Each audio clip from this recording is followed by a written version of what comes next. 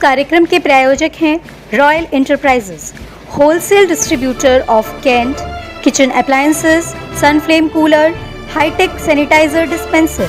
अपने फल और सब्जियों को बैक्टीरिया फ्री बनाएं और आज ही कैंट वेजिटेबल प्योरीफायर घर लाएं। वेलवेट्स मैट्रेस एक्सपर्ट, आरामदायक नींद के लिए गद्दों की दुनिया का एक विश्वसनीय नाम। Sector 6 Shastri Nagar near central market, Meerut. Kanti Devi foundation, पर्यावरण संरक्षण के लिए एक उत्कृष्ट संस्था। Aakriti education hub, where providing quality education is the ultimate aim. The Gurukulam international school, the fastest growing school in Meerut. नमस्कार, रोजाना खबर में आप सभी का हार्दिक स्वागत है। आप सभी दर्शकों को सुरक्षित रहने के लिए हमारी कामना है। जैसा कि रोजाना खबर आपको राजनीतिक खबरों से, सामाजिक खबरों से, साथ साथ धार्मिक खबरों से रूबरू करवाता रहा है। अभी हमने 5 जून को सूर्य ग्रहण के बारे में विशेष से आपको जानकारी दी थी। साथ ही अब 21 जून को होने वाले देश में सूर्य ग्रहण के बारे में हम आपको विस्तार से बताएंगे।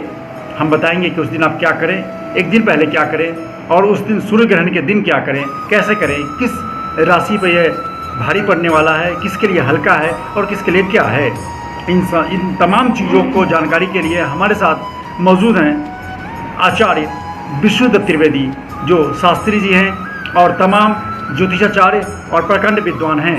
और सूर्य ग्रहण के बारे में वो आपको बताएंगे कि आप क्या करें और क्या ना करें। तो सीधे हम उन्हीं के पास रुख करते हैं। सबसे पहले विष्णु जी, आपको बहुत बहुत रोजाना खबर में हार्दिक स्वागत है। आप हमारे दर्शकों को बताइए कि आप जो 21 तारीख को सूर्य ग्रहण है उसके लिए वो क्या करें एक दिन पहले, और सूर्य ग्रहण के लिए क्या करें, सबसे पहला सवाल। उसके बाद किन किन राशियों के लिए भारी है, किन राशियों के लिए क्या है, पूरी बात बताइए।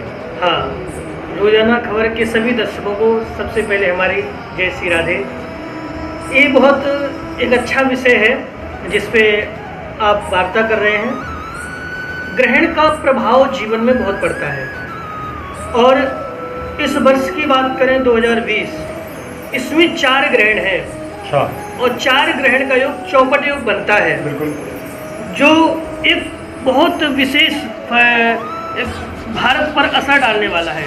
चौपट योग यानी कि 4 ग्रहण का एक योग बना हुआ है 2020 में। पहला उप छाया ग्रहण जो 4 जून को, दूसरा 21 जून को पड़ने वाला महासूर्य ग्रहण और रविवार के दिन ही पड़ने वाला है। इस सूर्य ग्रहण में अनेक राजनीतिक तत्व और अनेक व्यापारिक, अनेक जनता जनार्दन, अनेक आदि धर्म से जुड़े हुए पीठाधीश्वर, शंकराचार्य, संत महात्मा आदि सबके लिए बड़ा कष्टकारी आ रहा है।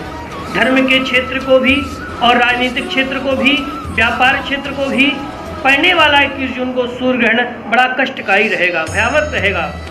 और इसमें कुछ राशियों के व्यक्ति जातक के लिए विशेष हानिकारक है और इस ग्रहण काल में विशेष सावधानी रखनी चाहिए। और इस ग्रहण काल के अंतर्गत भगवान भास्कर की आराधना करनी चाहिए इसके दुष्प्रभाव से बचने के लिए। जी, तो मैं एक सवाल मेरा ये है कि चंद्र ग्रहण का समय बताएं और सूतक कब से शुरू हो रहा है, पहले वो बताएं हमारे दर्शकों को। जी, 21 जून 2020 को पड़ने वाला सूर्य ग्रहण, जो ये महासूर्य ग्रहण और बहुत लंबी अवधि के अंतरकाल में पड़ने वाला है। कितने बजे कितने बजे? ये रात्रि के शनिवार की रात को 10 बजे से सूतक काल लग जाएगा और ये सूतक काल ग्रहण काल तक चलेगा। रविवार यानी कि शुक्रवार को सूर्य के दिन ही सूर्य ग्रहण पड़ रहा है।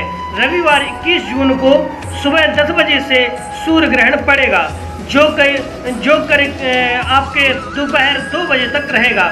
इस ग्रहण काल में हम सभी को विशेष सावधानियां रखनी चाहिए और ये सूर्य ग्रहण पूरे भारत में, भारत के साथ साथ अन्य देशों में भी देखा जाएगा। क्या क्या सावधानी रखनी चाहिए? इस ग्रहण काल में सबसे पहले सावधानी रखनी चाहिए, हमारे शारीरिक मानसिक किसी भी तरह से कोई भी गलत कार्य ना किया जाए, निंदनीय कार्य ना किया जाए, अशोभनीय कार्य ना किया जाए। इसमें ज़्यादातर भगवान आराधना, पूजा, जप तप साधन करने चाहिए।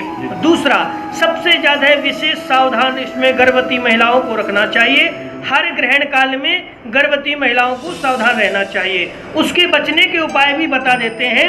उससे बचने के लिए अपने गोद में एक नारियल रखें और दूसरा, किसी भी धारदार चाकू, छुरी आदि का प्रयोग बिल्कुल ना करें। और ग्रहण काल में जब गर्भ में शिशु होता है उसकी छाया सूर्य ग्रहण, चंद्र ग्रहण आदि की शिशु पर नहीं पड़नी चाहिए। तो गर्भवती महिलाओं को बाहर भी नहीं निकलना चाहिए, निषेध है। और वृद्ध महिला, बीमार आदि को कहा गया है, अगर कोई वृद्ध है, बीमार है, तो उसके लिए इन बातों का कोई मान नहीं होता। आपातकालीन मर्यादा नास्ति, कोई रोगी है, रोग से ग्रसित है, तो भोजन आदि भी कर सकता है। वैसे कहा गया है ग्रहण काल में जल भी नहीं पीना चाहिए, जब तक ग्रहण की अवधि है तब तक बैठ करके भगवान का नाम जप करना चाहिए। सवाल और मैं आपसे करूंगा कि आप बताएं, गर्भवती महिलाओं के लिए क्या कुछ लेप उप भी लगाना है या कुछ नारियल रखना है या क्या करना है? देखो, वैसे तो रात्रि काल में पड़ने वाले ग्रहण में अनेक अशुभ कार्य करते हैं, जिसका खामजा भोगना पड़ता है। सबसे पहले तो ब्रह्मचर्य का पालन करना चाहिए, स्त्री पुरुष सभी को, गृहस्थियों को, सबको ब्रह्मचर्य का पालन करना चाहिए ग्रहण काल में। दूसरा, अब जैसे गर्भवती महिला है, उनको अपने पेट उदर पर या तो लाल अगेरू बोलते हैं जिसको, उसको लेप करके लगाएं, नहीं तो घी में हींग लगा करके, हींग को घी में मिला लें और उसको अपने नाभि पर लगाएं। ऐसा करने मात्र से सूर्य की जो किरणों का दुष्प्रभाव है वो शिशु पर नहीं पड़ता है। बिल्कुल। तो ये तमाम जानकारी जो सूर्य ग्रहण 21 जून को है और आज सबसे पहले रोज़ाना खबर आपको ये जानकारी दे रहा है। आप अभी से ही अपनी तैयारी शुरू कर दें और क्या करें क्या ना करें। आप मुझे ये बताइए, मैं आप आचार्य से पूछना चाहता हूँ कि किन राशियों के लिए ये नुकसानदायक है और किन राशियों के लिए फायदेमंद है? पहले नुकसानदायक बताइए। देखो, ये जो सूर्य ग्रहण है ये ज़्यादातर तो अधिकतर राशियों को ग्रसित करेगा, दुष्प्रभाव डालेगा, जिसमें कि विशेष दुष्प्रभाव जिन राशियों पर पड़ेगा उस पर हम एक नज़र डालते हैं, पंचांग को खोलते हैं। ये इस ग्रहण का नाम है कंकड़ाकृति सूर्य ग्रहण। कंकड़ाकृति सूर्य ग्रहण है जो कि मिथुन और कर्क, वृश्चिक, कुंभ इन राशियों पर विशेष असर रहेगा, विशेष कष्टकारी इन राशियों के जातकों को रहेगा। मिथुन राशि, कर्क राशि, वृश्चिक राशि और कुंभ राशि, इन राशियों के लिए शारीरिक, मानसिक, भौतिक कष्ट की वृद्धि होगी। और दूसरा, ऐसे जातकों की अकारण किसी बड़े रोग से ग्रसित हो सकते हैं, कोई बड़ा अपयश मिल सकता है, कोई बहुत बड़ा दुख जीवन में आ सकता है, कोई शोक आ सकता है। इन सब दुष्प्रभावों से बचने के लिए ग्रहण काल में भगवान भास्कर की, सूर्य की आराधना करनी चाहिए और दूसरे राशियों को शुभ फल भी प्राप्त होगा। ऐसा नहीं है सभी फल, अब जिन राशियों को शुभ फल है उन पे भी एक नज़र डालते हैं। हाँ, अब देखते हैं ग्रहण काल में पड़ने वाली सूर्य ग्रहण में शुभ राशियों पर शुभ फल। देखिए, मेष राशि, सिंह राशि, कन्या राशि, मकर, मीन, इन राशियों को शुभ फल मिलेगा, जिसमें इनका यश, मान, सम्मान, पद प्रतिष्ठा भी बढ़ सकती है। जिसमें मेष राशि आती है, सिंह राशि आती है, कन्या राशि, मकर, मीन राशि, ये 5 राशि हैं जो शुभ फल की प्राप्ति के लिए ये सूर्य ग्रहण इन 5 राशियों को पंचम योग बना रहा है। और फिर निम्न जिन पर सूक्ष्म प्रभाव रहेगा, न्यूनतम रहेगा, ये मध्यम वर्गीय रहेंगी, ना इन पे बहुत अच्छा रहेगा ना बहुत बुरा रहेगा। ये बीच की राशियां हैं, वृष राशि और तुला राशि, धनु राशि, और इन राशियों पर मध्यम फर्क रहेगा। बिल्कुल, जैसा कि आपने देखा कि 3-4 राशियों पे ये बहुत ही ज़्यादा दुष्प्रभाव पड़ेगा और 3-4 राशियों पे बहुत फ़ायदेमंद साबित होने वाला। उनके मान, सम्मान, पद और धन दौलत की वृद्धि होगी। और वहीं जो बची हुई राशियां हैं उस पर ना तो ये ज़्यादा नुकसानदायक होगा, ना ज़्यादा ये अच्छा होगा। तो अब मैं आचार्य जी से एक आखिरी सवाल पूछता हूँ कि सूर्य ग्रहण जो 10 बजे से लेकर दिन के 2 बजे में है, 21 जून को रविवार को दिन के 10 बजे से दोपहर के 2 बजे तक यह सूर्य ग्रहण है। उस दौरान गर्भवती महिलाओं के अलावा आम सभी नागरिकों को बैठ के क्या करना चाहिए, उस मंत्र का जाप, उस मंत्र को बता दें। हाँ, बहुत अच्छा प्रश्न किया है। लोगों के मन में विचार रहता है कि ग्रहण काल में किस मंत्र का जाप करना चाहिए। देखो, जब सूर्य ग्रहण हो तो भगवान सूर्य के ही मंत्र का जाप करना चाहिए। अब सूर्य भगवान के अनेक मंत्र हैं, अब उनमें से जो बीज मंत्र और जो विशेष प्रभावकारी मंत्र हैं उनको आप सुन लीजिए। आप उनको अपने आसन पर बैठ करके, अपने बिस्तर पर बैठ करके, पूजा स्थान पर बैठ करके कहीं भी आप इस मंत्र को जप कर सकते हैं। देखो, बहुतों का ऐसा मानना होता है कि ग्रहण काल है, पंडित जी इसमें पूजा नहीं करते। ऐसा नहीं है, ग्रहण काल में की गई पूजा अनंत गुना फलदायी होती है। हाँ, ग्रहण काल में मूर्ति स्पर्श निषेध है, मूर्ति दर्शन निषेध है, जब तब सब माला आदि पाठ करना, किसी प्रकार से दान पुण्य करना, यज्ञ होम करना निषेध नहीं है।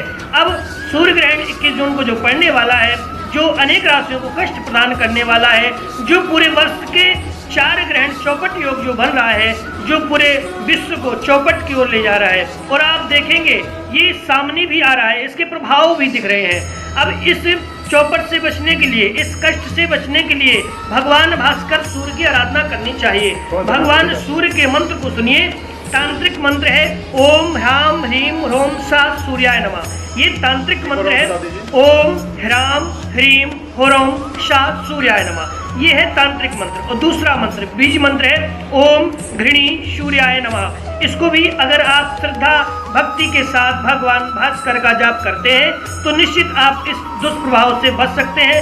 दूसरा, ग्रहण शुद्धि उपरांत जब ग्रहण पूरा हो जाए तो स्नान करके भगवान अपने घर के मंदिर को साफ करके भगवान को सुंदर पोशाक वस्त्र धारण करा करके भगवान को भोग आदि आरती आदि दीपक जो जलाएं। उसके बाद सूर्य का दान करें। सूर्य के दान में गुड़, गेहूं, लाल वस्त्र, लाल फल आदि आते हैं, इनको दान करें तो आप सभी इस सूर्य ग्रहण के दुष्प्रभाव से बच सकते हैं। तो आपने सुना कि किस तरीके से आपको सूर्य ग्रहण के दिन मतलब 21 जून को एक रात पहले क्या करना है सूतक के समय, और उसके बाद जब सूर्य ग्रहण का समय 10 बजे दिन से लेकर दोपहर 2 बजे तक क्या करना है, और उसके बाद जब ग्रहण खत्म हो जाए तो मंदिरों की साफ़ सफाई करके आप नहाकर गंगा जल से शुद्ध होकर आप लाल चीज़ों का दान करें, जिसमें गुड़ है और लाल वस्त्र हैं, तमाम चीज़ें लाल का दान करें, जिससे आपको सूर्य जी भगवान सूर्य प्रसन्न हो आप पे। और साथ में सूर्य ग्रहण के दौरान आपको केवल से मंत्र का जाप करना है, ये भी उन्होंने आचार्य जी ने बता दिया।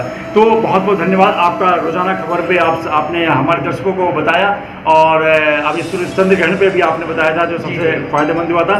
तो इस पूरे जानकारी के लिए आपका बहुत बहुत धन्यवाद, और मैं उम्मीद करूँगा कि आपको ये जानकारी बहुत पसंद आई होगी, और आप इसको शेयर भी कर सकते हैं, अपने रिश्तेदारों में बता सकते हैं कि सूर्य ग्रहण दिन क्या करें।